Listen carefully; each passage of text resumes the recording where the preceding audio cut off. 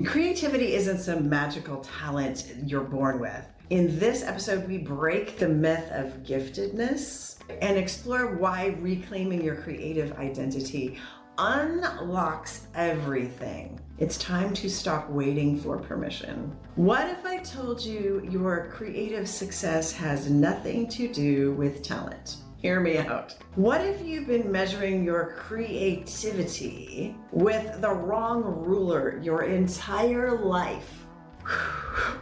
This episode is going to challenge everything you think you know about creativity. And by the end, I hope that you will see that you are already more creative than you thought.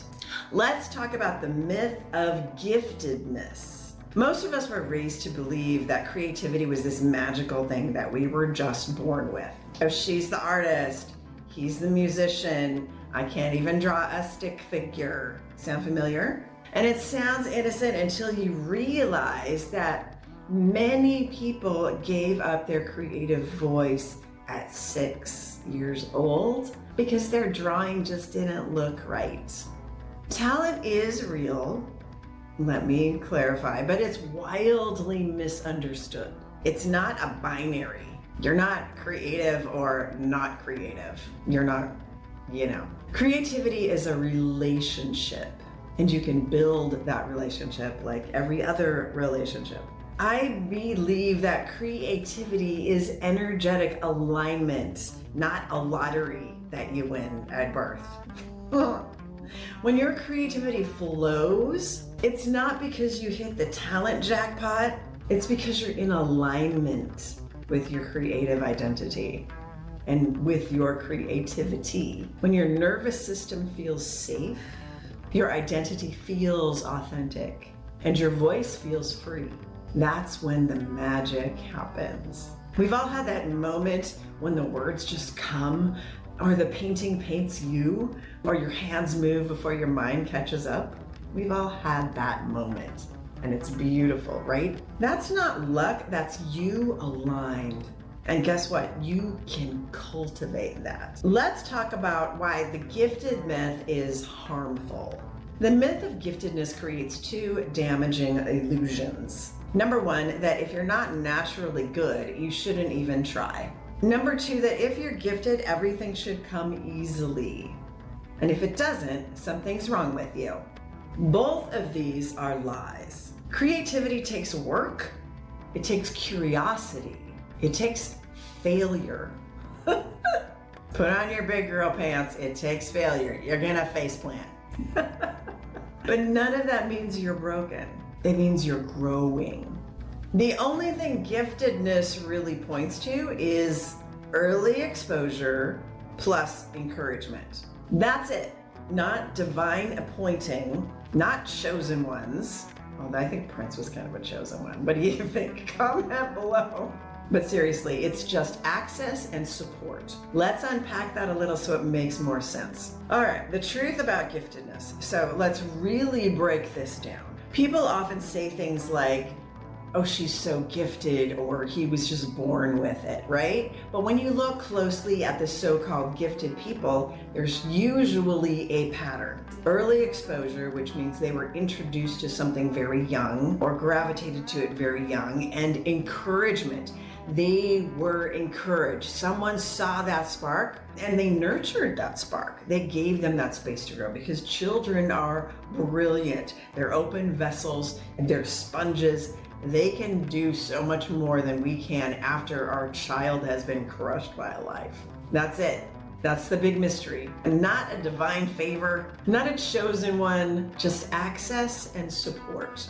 I'm not saying there aren't people that aren't born with more of some kind of special thing. I'm just saying there are so many more that don't realize they have it because they didn't have the early exposure, the access, and the support.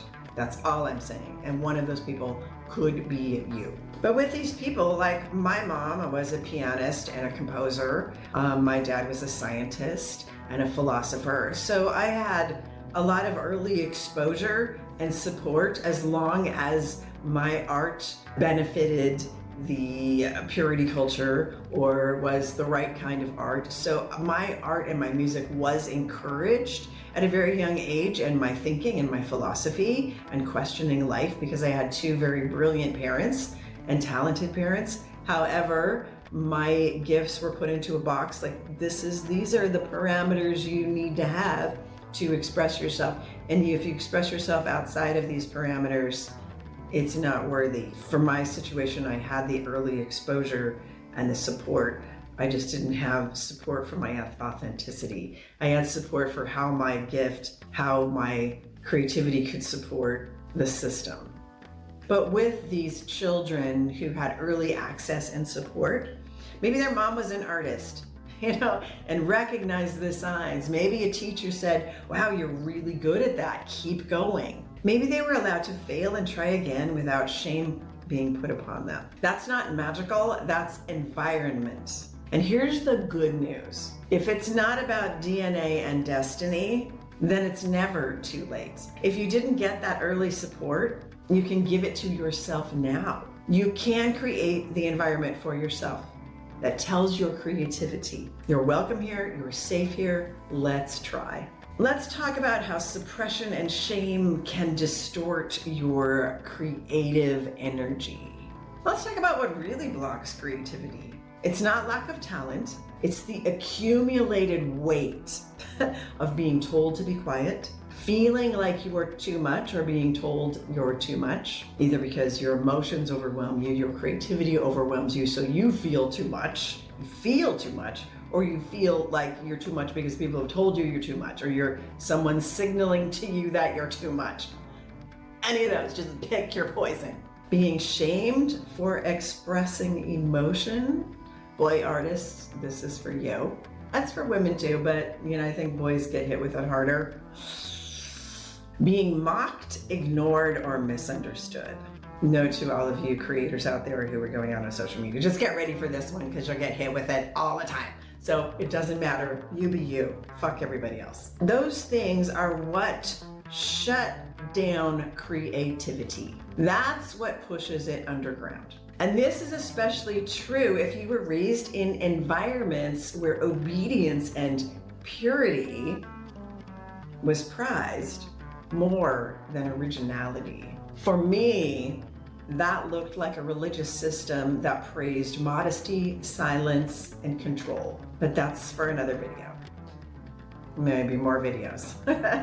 Let's talk about how reclaiming identity unlocks creativity. So how do we get our creativity back? How do we let it flow without all of those hiccups in between? Now, it takes work, but it's not by chasing skill, because if you chase skill and you practice 20 hours a day, I was in the music lab 12 hours a day. My friends were at the club dancing, having some fun, taking a break, having a drink, and I was in there just doing scales and working and working. Now that's benefited me in many ways, but also I lost part of my connection with life because I was so focused on the skill building. And it's not by waiting for the right inspiration.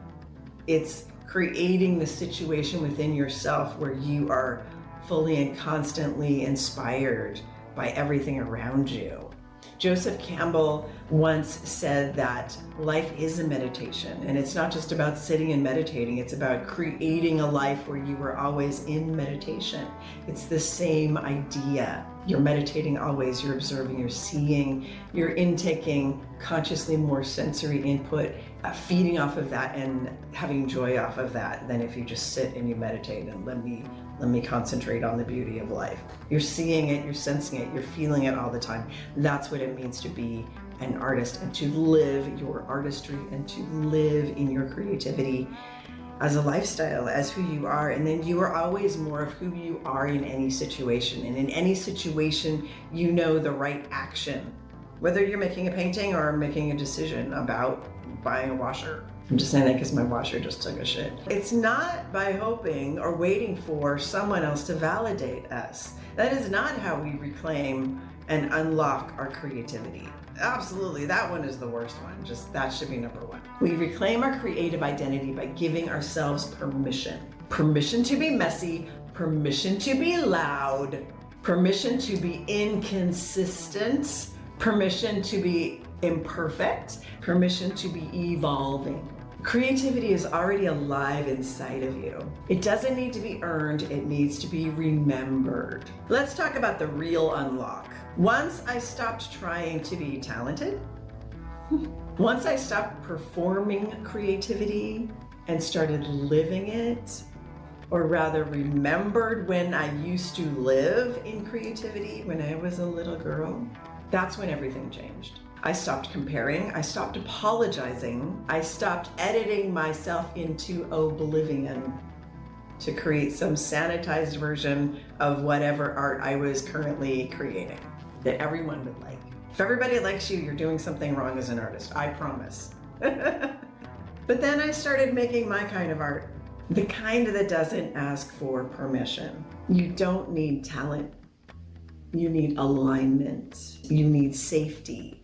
You need truth. And that starts with remembering who you are as a creative being. Tell me in the comments, what limiting story have you believed about your creativity? Did anything resonate with you that I just said about your creativity? And if this spoke to you, hit subscribe, because this is just the beginning. We're going to dismantle every false belief about creativity, one truth at a time.